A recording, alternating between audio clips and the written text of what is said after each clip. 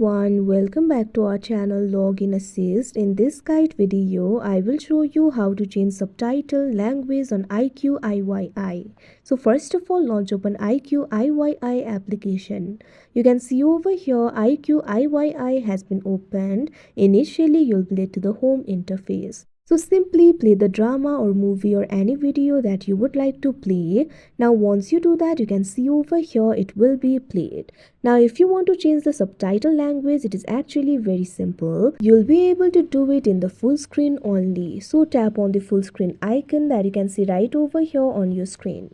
Now once you do that, you can see over here the video will play on the full screen. You'll be able to find various options over here. At bottom, you'll be able to find this option for audio and subtitles. Tap on it. Now once you do that, you can see over here you'll be able to select the subtitles language. Right now English is selected. So what you can do is simply tap on the language of your choice. Now once you do that, the language of the subtitle will be changed. So like this, you'll be able to change it. So that is how you change subtitle language in iQIYI. I hope you found this video helpful. Thank you for watching. Make sure to like, share and subscribe to our channel.